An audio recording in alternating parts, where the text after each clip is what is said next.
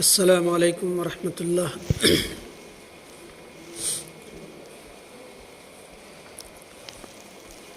حاضرین جمعہ، میرے خطبہ کا سلسلہ گناہ کبیرہ پہ ہی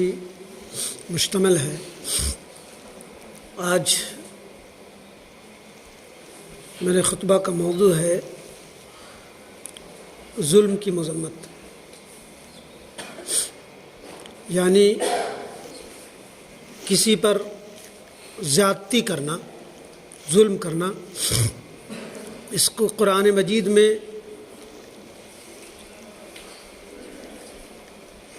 سخت وعید آئی ہے اور نبی رحمت صلی اللہ علیہ وسلم نے اس کی سخت مذمت کی ہے۔ حاضرین، ظلم گرچہ اس کی تاریخ بڑی پرانی ہے، جب سے انسان اس سرزمین پہ آیا ہے تب سے ظلم و زیادتی کا دورہ رہا ہے اور مظلوم اس کا شکار بنتے رہے۔ لیکن ظلم آخر ظلم ہے، بڑھتا ہے تو تھم جاتا ہے، اور ظلم کی مدت بہت لمبی نہیں ہوا کرتی۔ حاضرین، اللہ تبارک و تعالیٰ نے سورہ اعراف آیت نمبر 33 میں فرما رہا ہے، قل انما حرم ربی الفواحش ما ظہر منها وما بطن والاثم والبغی بغیر الحق۔ اے نبی کریم صلی اللہ علیہ وسلم، آپ فرما دیجئے، اے نبی کریم صلی اللہ علیہ وسلم آپ فرما دیجئے کہ میرے رب نے شر کے کاموں کو جو کھلے ہوں یا چھپے ہوں، اور گناہ کو اور ناحق کسی پر ظلم و زیادتی اور سرکشی کو حرام کر دیا ہے۔ ظالم کے ظلم و زیادتی کو درگزر کر دینا بڑی ہمت کا کام ہے، لیکن بقدر ظلم و سرکشی انتقام اور بدلہ لیا جا سکتا ہے۔ قرآن مجید سورہ شورى آیت نمبر 39 تا 43 میں فرمایا گیا ہے، والذین اذا اصابهم البغی هم ينتصرون وجزاء سیئة سیئة مثلها فمن عفا واصلح فاجره على الله انه لا يحب الظالمین ولمن انتصر بعد ظلمه فأولئك ما عليهم من سبيل انما السبيل على الذين يظلمون الناس ويبغون في الارض بغير الحق اولئك لهم عذاب علیم ولمن صبر وغفر ان ذلك لمن عزم الامور۔ یہ سورہ شورى کی آیت نمبر 39 تا 43 ہے، جس میں اللہ تبارک و تعالیٰ فرما رہا ہے، اور وہ لوگ اچھے ہیں کہ جن پر ظلم و زیادتی کی جاتی ہے تو بدلہ لیتے ہیں، کیونکہ برائی کا بدلہ برائی ہے، اور جس نے معاف کر دیا اور صلح کر لی تو اس کا ثواب اللہ کے ذمہ ہے۔ یقیناً اللہ تعالی ظالموں سے محبت نہیں کرتا، اور جو لوگ مظلوم ہونے کے برابر بدلہ لے لیتے ہیں تو ایسے لوگوں پر الزام نہیں، الزام تو صرف انہی لوگوں پر ہے جو دوسروں پر ظلم کرتے ہیں اور زمین میں ناحق ظلم و فساد کرتے پھرتے ہیں۔ انہی لوگوں کے لیے دردناک عذاب ہے، اور جس نے صبر کیا اور معاف کر دیا تو یقیناً یہ بڑی ہمت کے کاموں میں سے ایک بڑا کام ہے۔ معاف کر دینا، اللہ تبارک و تعالیٰ نے معافی کو پسند فرمایا ہے، جیسا کہ شب قدر کی راتوں میں ماں عائشہ نے پوچھا کہ جب شب قدر آ جائے تو ہم کیا پڑھیں، تو کہا اللہم انک عفو تحب العفو فاعف عنی، کہ اللہ تو معاف کرنے والا ہے، معافی کو پسند کرتا ہے، لہذا مجھے بھی معاف کر دے۔ تو معافی کو پسند کرتا ہے، معاف کرنے کو پسند کرتا ہے، لیکن بدلہ لے لے تو اس پر کوئی الزام نہیں ہے۔ اور پوری تاریخ پر ہی ہے، بالخصوص تاریخ محمدی، کہ نبی اکرم صلی اللہ علیہ وسلم نے ظالموں کو یکسر عام طور پہ معاف کر دیا، لیکن ہاں جب ظلم کی انتہا ہو گئی تو اللہ کے رسول صلی اللہ علیہ وسلم نے مدافعتی جنگیں بھی کیں اور اس کو سزائیں بھی دی۔ حاضرین، یہ ظلم و بغاوت ایک سنگین جرم ہے جس کی سزا دنیا میں بھی ہے اور آخرت میں بھی ہے۔ ظالم کی سزا آخر جانتے ہوں گے کہ ظالم آخر اپنے آخر زمانے میں اپنے اس پہ پہنچتا ہے، انجام پہ پہنچتا ہے، اس کو نتیجہ ملتا ہی ہے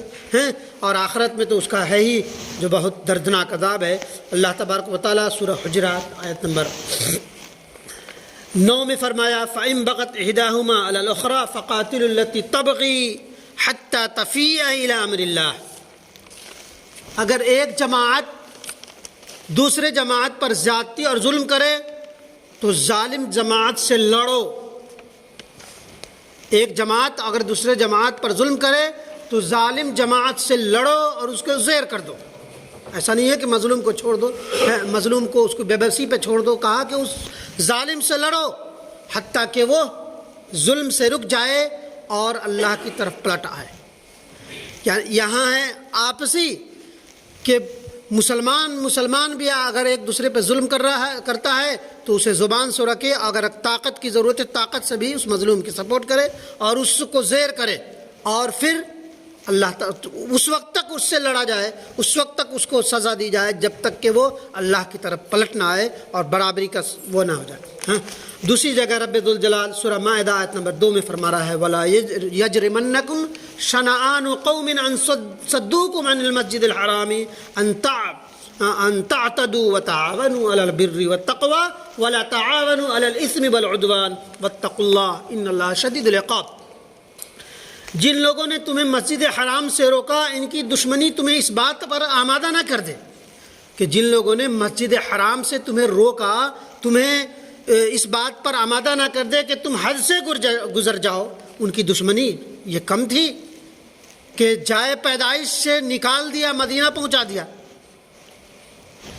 ظلم کی انتہا کر دی۔ حضرت خباب و خبیب، بلال اور نہ جانے حضرت سمیہ، یاسر اور کتنے مظلومین صحابہ کرام کی قسم پرسی اپنی جگہ، لیکن اللہ تبارک و تعالیٰ نے فرما دیا کہ جن لوگوں نے تمہیں مسجد حرام سے روکا، بھگا دیا، ان کی دشمنی تمہیں اس بات پر آمادہ نہ کر دے کہ تم حد سے گزر جاؤ، تم حد سے گزر جاؤ۔ ہاں، نیکی اور پرہیزگاری میں ایک دوسرے کی امداد کرتے رہو اور ظلم و زیادتی میں مدد نہ کرو، اللہ سے ڈرتے رہو، یقیناً وہ سخت سزا دینے والا ہے۔ یعنی اس آیت کریمہ میں بھی معافی کا پہلو زیادہ غالب ہے کہ تمہیں بدلہ لینے کا حق تھا لیکن چھوڑ دو انہیں، ان کے اپنے حال پہ چھوڑ دو۔ اور نبی پچھلے ہفتے ہم نے یہ کیا تھا کہ نبی رحمت صلی اللہ علیہ وسلم چونکہ سراپا رحمت تھے، رحمت للعالمین تھے، معاف کر دیا کرتے تھے کسی کو، جیسا کہ طائف کے اس میں حج اور غزوہ احد میں جب آپ نبی کریم صلی اللہ علیہ وسلم زخمی ہوئے اور طائف میں تو کہا اللہم اہدی قومی فإنہم لا یعلمون، اللہ تبارک و تعالیٰ انہیں ہدایت دے، یہ نہیں جانتے یہ کیا کر رہا ہے، مجھے یہ پہچانتے نہیں کہ میں نبی ہوں، اس سرزمین کا سب سے نایاب جوہر ہوں، یہ نہیں پہچانتے، لہذا اللہ تبارک و تعالیٰ تمہیں ہدایت دے۔ اور دوسری جگہ فرمایا کہ اللہ تبارک و تعالیٰ حضرت جبرائیل سے فرمایا کہ اگر یہ لوگ ایمان نہیں لاتے تو مجھے امید ہے کہ ان کی آنے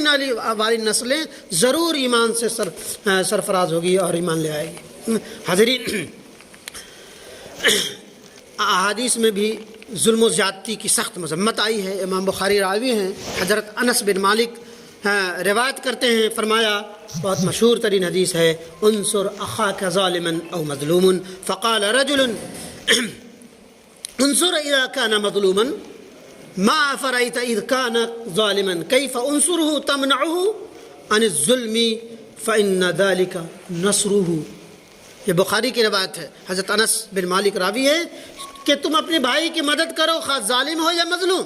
ایک شخص کھڑے ہوئے اور فرمایا اے اللہ کے نبی صلی اللہ علیہ وسلم، مظلوم ہے تو ہم اس کی مدد کریں، ظالم کی بھلا ہم کیسے مدد کریں؟ کہا ظالما کیف انصرہ تمنعہ عن الظلم، کہ ظلم سے، کہ ظالم کو اس کے ظلم سے روکو، یہی اس کی امداد ہے۔ نبی رحمت صلی اللہ علیہ وسلم نے یہ حدیث دوسری جگہ یہ کہا کہ ظالم سے کو روک دینا یہ بھی اس کے لیے مدد ہے، نصرت ہے۔ وہ اس لیے کہ وہ نہیں جانتا کہ یہ ظلم کی سزا کیا ہے۔ اللہ تبارک و تعالیٰ آگے حدیث میں فرمائے گا کہ قیامت کے دن اندھیرا ہو جائے گا، قیامت کے دن ظالموں کی کوئی قسم پرسی نہیں ہوگی، کوئی پوچھنے والا نہیں ہوگا۔ اللہ کے نبی صلی اللہ علیہ وسلم نے دوسری جگہ بڑی حدیث قدسی ہے جی بڑے مؤثر انداز میں فرمایا، انی حرمت الظلم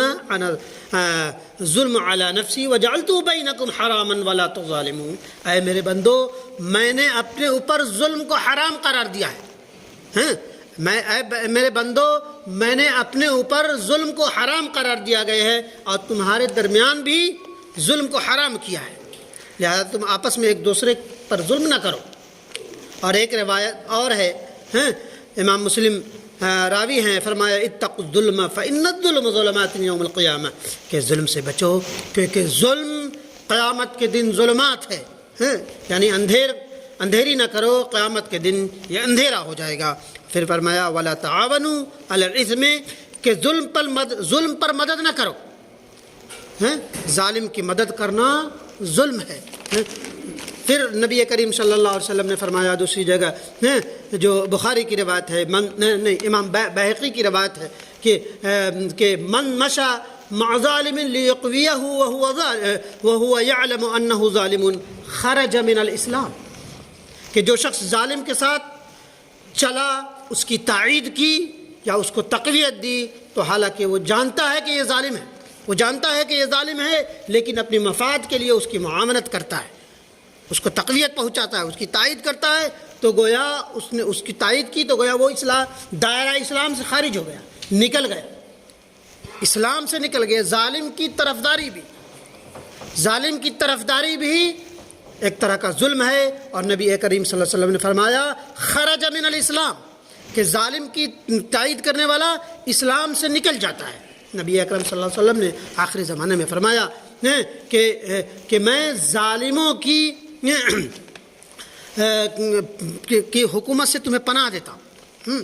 کہ ان قریب ایک ایسا آئے گا کہ ایک بڑی تعداد میں ایک آبادی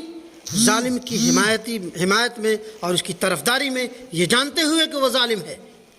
اپنے مفاد کی خاطر اس کے ساتھ کھڑے ہو جائیں گے، تو میں اس وقت تمہیں اس سے پناہ دیتا ہوں اور پناہ چاہتا ہوں۔ ویسے زمانہ سے رسول صلی اللہ علیہ وسلم نے پھر فرمایا کہ میری امت کے مفلس لوگ کون ہوں گے؟ نبی رحمت صلی اللہ علیہ وسلم مفلس تو یہی جانتے ہیں کہ جس کے پاس سرمایہ زندگی نہیں ہو، مفلس وہ ہوں گے۔ کہا کہ اللہ کے رسول جس کے پاس کچھ نہیں ہے، کھانے پینے کے لیے نہیں ہے، رہنے سہنے کے لیے نہیں ہے، مکانات نہیں ہے، وہ مفلس ہے؟ نے کہا نہیں، مفلس وہ نہیں ہے